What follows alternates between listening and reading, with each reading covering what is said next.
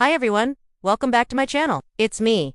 And today we are going to talk about Snow White, and let us just say, it has a bit of a modern twist. This is the third movie in a series of movies that were based off Grimm's fairy tales. The first one was Hansel and Gretel, Witch Hunters, and the second one was The Frog Prince. And if you have not watched those two yet, I highly recommend you go watch them before this, because this movie does have some spoilers for both of those movies. Also, do not worry, there are no real spoilers for Snow White here. I'm only talking about the previous two movies. So if you want to be fully caught up for everything, make sure you go watch all three. But yeah, let's get right into it. So like I said, this is a modern take on Snow White, and you can tell from the opening scene. We see Snow White, who is being chased through the woods by these two dudes. Now, if you've seen any of my other videos, then you know that I am not a fan of how they decided to portray her character, but more on that later. Anyway, she is being chased through the woods by these two dudes, and she manages to hide in an abandoned house, which happens to belong to Red Riding Hood.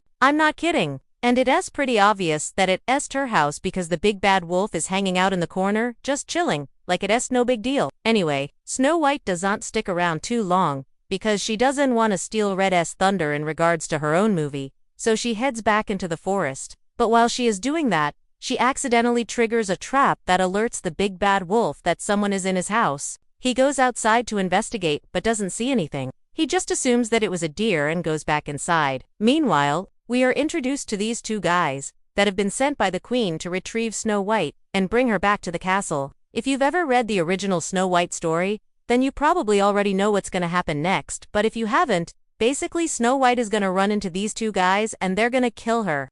Well, at least that's what they're trying to do, but before they can, Red shows up with a shotgun and scares them off. Now Red takes Snow White back to her house and introduces her to her granny, who is also a witch. They invite Snow White to stay with them for a little while, until she can come up with a new plan. Meanwhile, the big bad wolf is having a party with some friends, and they are drinking and playing poker when suddenly the door bursts open and Snow White stands there with a shotgun. She tells them all that they need to leave immediately, and then locks them outside.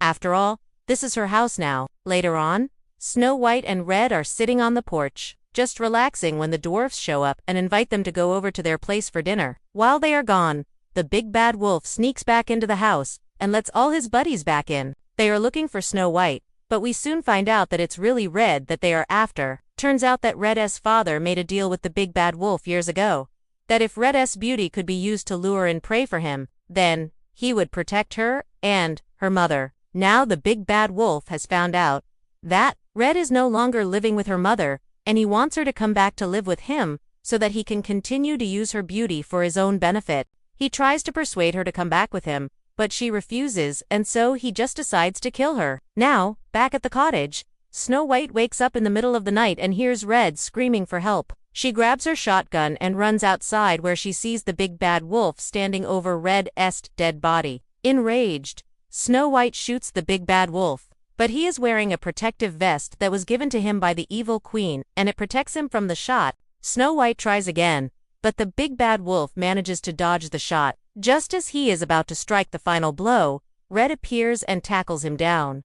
Turns out, she never died. Red and Snow White work together to defeat the big bad wolf once and for all. And after he is finally dead, Red lets Snow White know that she will always have her back, and that she is welcome to stay with her and her granny for as long as she wants. Now, this movie is pretty much exactly what you would expect it to be if you've seen any of the previous two movies in this series. There are a couple of nods to the original story, like the Seven Dwarfs and the Poisoned Apple, but for the most part, this is a very loose adaptation of the Snow White story. And I think that's a good thing. You see, Snow White is a fairly simple story, with not a lot of depth to it, so it's nice to see something a little different. Now, I'm not saying that this version is amazing or anything. In fact, far from it. This movie is filled to the brim with the acting is pretty bad, and the plot is predictable. There is nothing particularly special about this movie, but it's still enjoyable nonetheless. As I said before, I am not a fan of how Snow White is portrayed in this movie. She is just not a likable character. Even though she has every reason to be a sweet girl, she is actually quite rude to the dwarfs and even tries to strike one of them with a frying pan. Additionally, she doesn't seem to be too sad about Red's supposed death. I mean, I guess you could argue that she was in shock, but still, It just seems like she cared more about her own problems than helping Red. But I guess that's just how her character is written. On a side note, I'm pretty sure that Snow White is meant to be played by Lucy Hawley, but I could be wrong. Either way, her performance isn't too bad, but her character just makes me uncomfortable. Luckily, Red's character is pretty awesome, and if you've seen my previous video about her, then you know that she is one of my favorite characters from these movies. She is fierce, independent, and strong-willed, and I love her for it, and Adelaide Kane does a great job portraying her.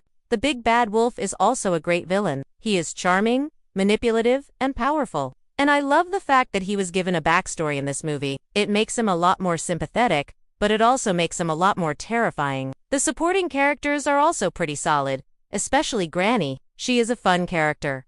And I love the dynamic between her and Red.